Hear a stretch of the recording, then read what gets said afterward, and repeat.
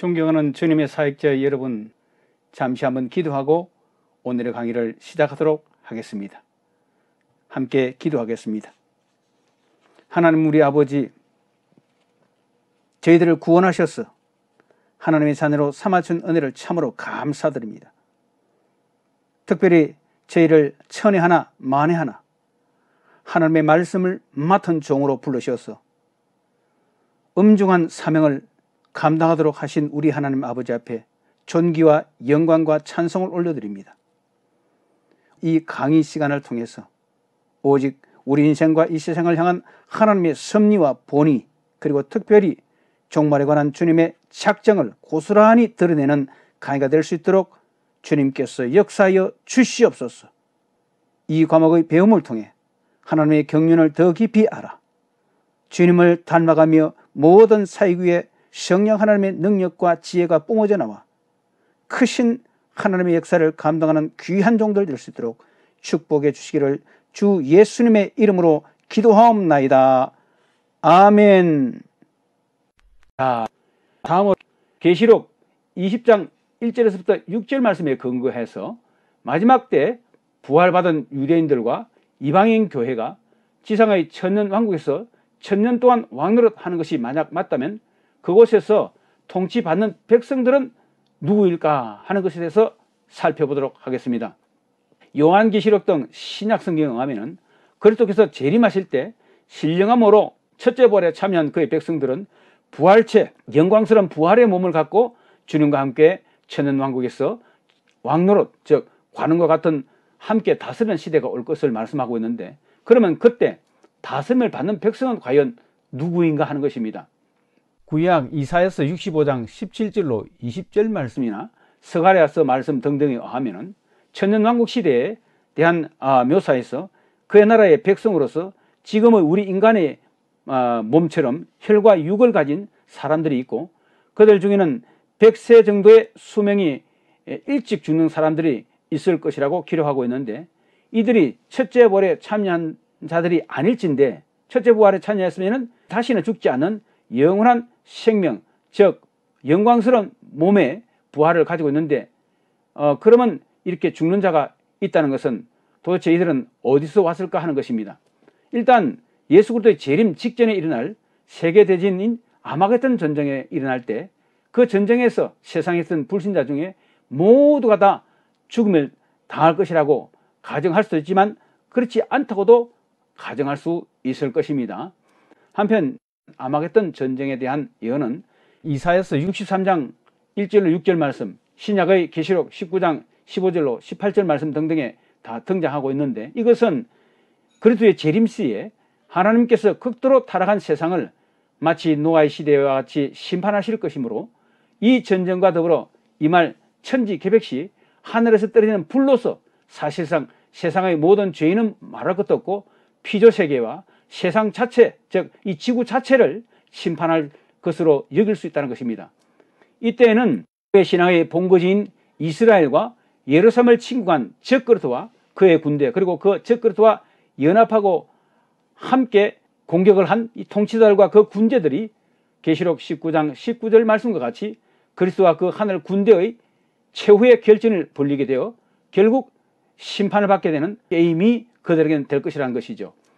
한편 환란 중 휴거설, 즉 대환란 전 3년 반과 또는 후 3년 반 사이에 그 전이든 또는 대환란 중간이든 간에 교회가 휴거될 것이라고 주장하는 세대주의자들 중에서 글리슨 아치와 같은 대환란 3년 반과 후 3년 반 사이에 교회가 휴거될 것이라고 믿고 있는 이런 학자는 천년왕국에 대해서 혈육을 가진 자들이 함께 살게 된다는 이 문제에 대해서 의문을 제기합니다. 하지만 구약에서는 천년왕국에 대해서 묘사하면서 이 시대는 악이 현저히 감소되지만 여전히 천년왕국 시대에는 악이 존재하고 지금의 혈과 육을 가진 자들도 그게 함께 있을 것을 말하고 있다는 것이죠. 환란 전 휴거설이나 또는 환란 중 휴거설을 전제할 경우에는 세상 사람들이, 성도들이 휴거된 것을 보고 혹시 회개함으로 말미암아 하나님의 심판으로서의 아마겟돈 전쟁에서 죽지 않고 살아남아 있을 가능성도 있긴 하지만, 성도들이 환란을 통과한 후 주님의 재림 때 부활 휴거를 받게 됨으로 믿는 역사적 전 천년설의 경우에는 부활과 휴거받는 성도들 외에는 세상의 모든 것이 파괴되고 세상 모든 사람들이 다 죽임을 당하는 아마겟돈 전쟁과 천지개벽의 재앙을 통한 하나님의 심판을 가정한다면 누가 얼마나 살아남아서 혈과 육을 가진 사람들로서 주님의 천년왕국에 참여하게 될 수 있을 것인가 하는 의문을 당연히 가질 수 있다는 것이죠. 하지만 비록 혈과 육을 가진 자라도 이런 재앙에서 전혀 살아남을 가망성이 없다, 이렇게 가정하는 것도 가능하지만 그렇지 않을 수도 있다는 것, 그 가능성을 배제할 수는 없고, 또한 예수 그리스도의 지상 재림 때 이제 주님께서 부활하셔서 부활한 성도들을 데리고 지상으로 재림할 때 그 지상 재림하는 모습을 보고 회개하고 주님을 믿어 그 심판을 피하는 사람들도 있을 것이라고 가정할 수 있기 때문에 천년왕국에 혈과 육을 가진 사람들이 함께 참여해서 살게 될 수도 있다, 이렇게 가정할 수 있다는 것이죠. 이와 같은 이렇게 살아남던 또는 저렇게 살아남던 살아남는 자들이 있을 것이기 때문에 그들이 지금의 땅과 하늘이 아마겟돈 세계대전과 그 이후에 천지개벽의 역사로 새롭게 갱신되어진 지구, 그 지구 상태 세상에서 시작되는 주님의 천년왕국에서 부활한 성도들과 함께 살게 될 것을 구약은 이렇게 암시해 주고 있다는 것이죠. 자, 이제 이 종말론 강의의 마지막 부분을 우리가 살펴보고자 합니다. 그 주제는 마지막 때 우리 그리스도인들이 영원히 살 곳은 어디인가? 즉 우리가 막연히 생각하는 지금의 저 천국인가?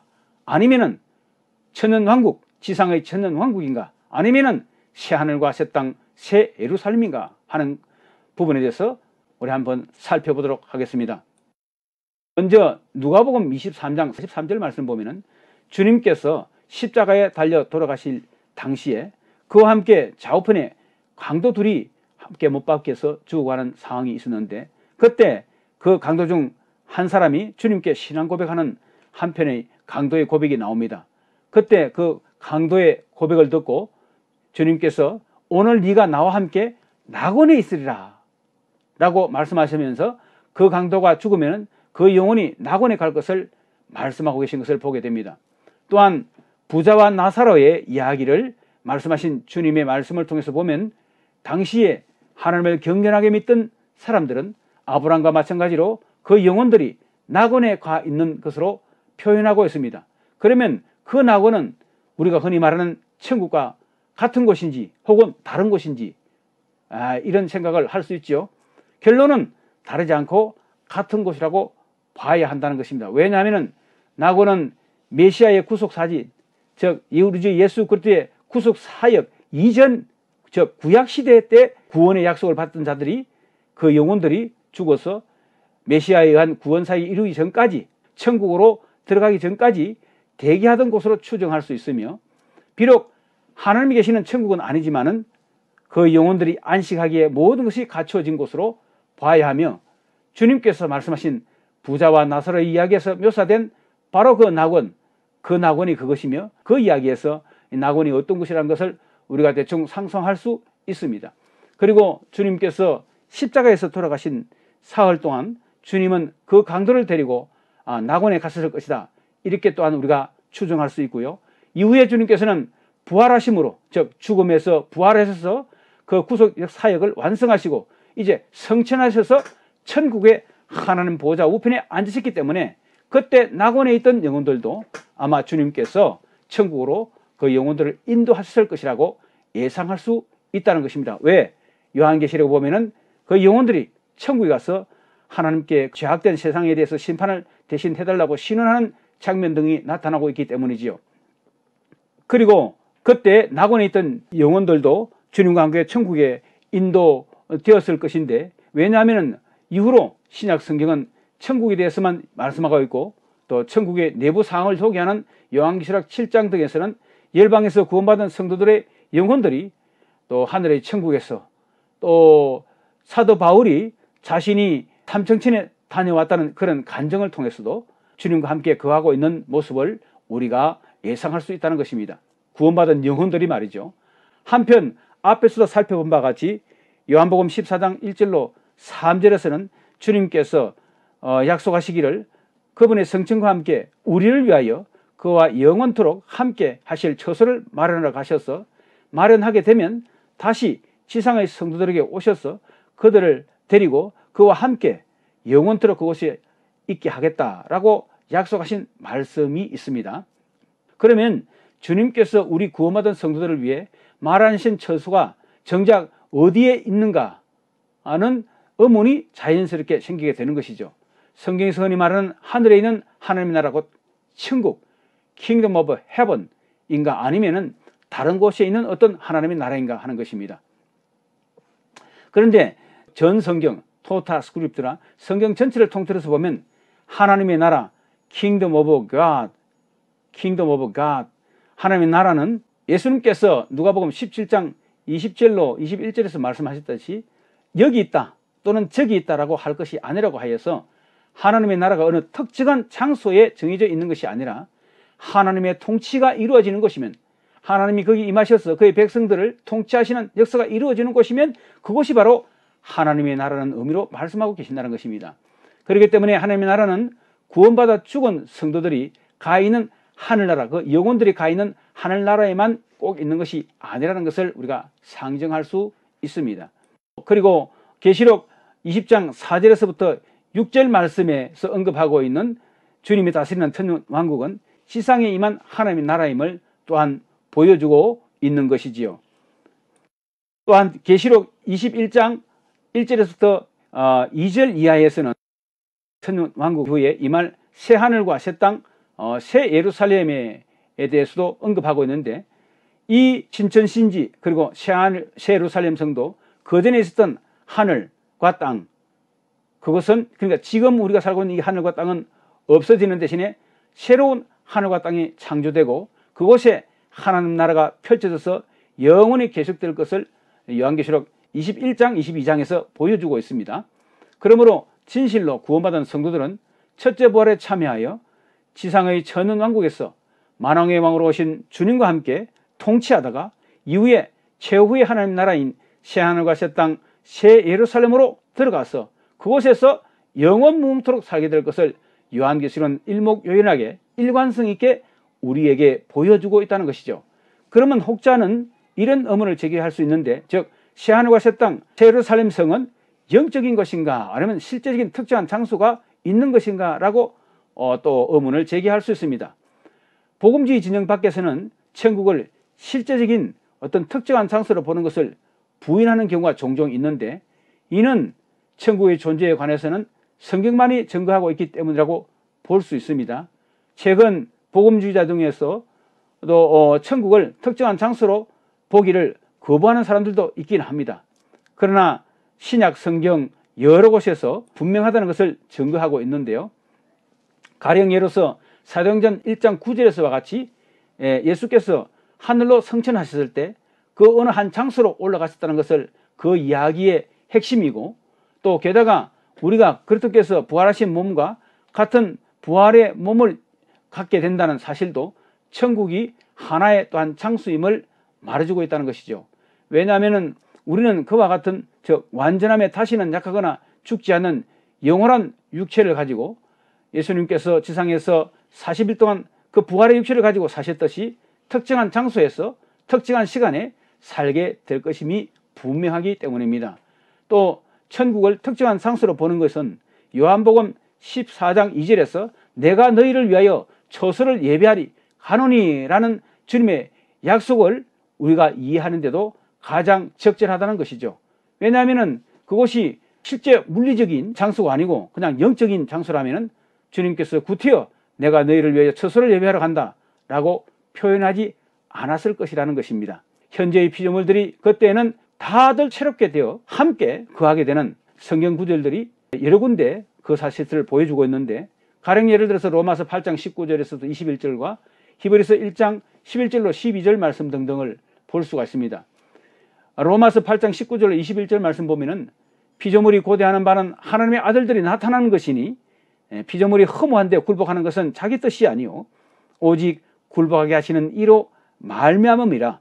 그 바라는 것은 피조물도 인간이 아닌 자연세계의 모든 피조물도 썩음의 종로로 하는 데서 해방되어서 하나님의 자녀들의 영광의 자유에 함께 이르는 것이라. 히브리서 1장 11절 12절 말씀입니다. 그것들은 멸망할 것이나 오직 주는 영존할 것이요 그것들은 다 옷과 같이 낡아지리니 어복처럼 갈아입을 것이요 그것들은 옷과 같이 변할 것이나 주는 여전하여 연대가 다음이 없으리라 하였으나. 아멘.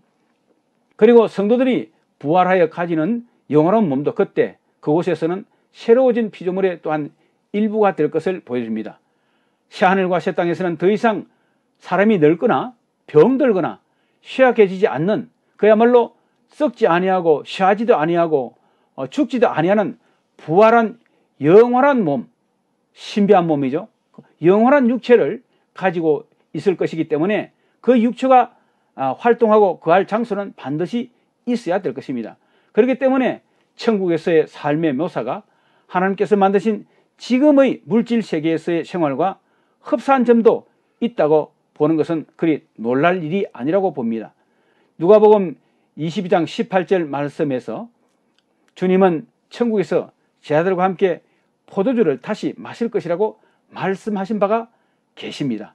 또한 계시록 22장에서는 생명수의 강이 하나님과 및 어린 양의 보호자로부터 길 가운데로 흐르고 생명나무는 달마다 12실과를 맺게 될 것이라고 말씀하면서 그것을 따먹게 되면 늙지 아니고 병들지 아니고 영생불사한다고 말씀하고 있는 이런 표현을 보서라도 우리가 그것을 이해할 수 있습니다. 이 모든 구절들은 다만 상징적인 것이요 실제 상태를 가르치지 않는다고 말할 강력한 그 이유는 어디에도 없다는 것입니다.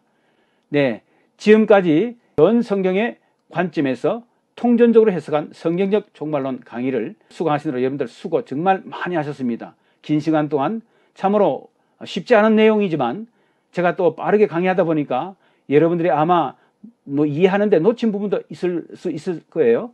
그렇다면 다시 이 강의를 동영상으로 들어보시든지 또 강의안을 참조하셔서 확실하게 숙고하는 그런 시간을 더 가지시면 좋겠다는 말씀을 추가로 드리고 싶습니다. 이것으로 모든 강의를 제가 종료하고자 합니다. 그동안에 참 수고하셨고 또 감사드립니다. 제가 잠깐 마무리 기도를 하고 마치도록 하겠습니다. 할렐루야. 하나님 아버지 감사합니다. 이 종말론 강의를 지금까지 수강하도록 수고해준 우리 모든 사역자분들, 주님 그들의 앞길에 주께서 열린 대로를 허락하여 주시옵시고 하나님의 바른 말씀의 이해와 또 그것을 근거로 한 말씀 사역에 승리할 수 있도록 도와주시옵시며 이 마지막 때에 참을 거짓에서 분별하여 성도들에게 정말 생명에 이르는 참된 생명의 말씀을 증가하는 귀한 종들로 삼아 주시옵시고 사용하여 주시옵소서. 저들의 사역에 놀라운 열매가 맺게 하여 주시옵시며 그 열매를 통하여 많은 영혼들을 살리고 고치고 온전케 세우는 사역으로 하나님께 영광 올려드리게 하여 주시옵소서. 주님 나라에 임할 때에 다 첫째 부활에 참여하는 놀라운 주의 은혜가 임하게 도와주시옵시고 새하늘과 새 땅 새 예루살렘에서 영원토록 다시 우리 만나서 우리 주 예수 그들을 경배하고 우리 하나님 아버지 앞에 구름대와 같이 모여든 주의 성도와 함께 주 앞에 찬양과 감사와 경배와 영광을 올려드리는 그때를 우리가 소망하며 이 인고의 세월을 믿음으로 그리고 사명감으로 능히 승리하며 달려갈 길을 달려갈 수 있도록 우리 모든 주의 사역들을 이 시간 붙드시고 축복하여 주시옵소서. 주 예수 그리스도 이름으로 간절히 기도 올리옵나이다. 아멘. 할렐루야. 모쪼록 종말론 강의를 교회로서 종말 시대를 사역하시는 여러분 모두에게 주님께서 성령을 통한 지혜와 능력을 주셔서 구원의 큰 역사를 이루기를 바라며 하나님의 영광 돌리시는 귀한 복 여러분들에게 함께 하시기를 축원합니다. 승리하십시오. 샬롬.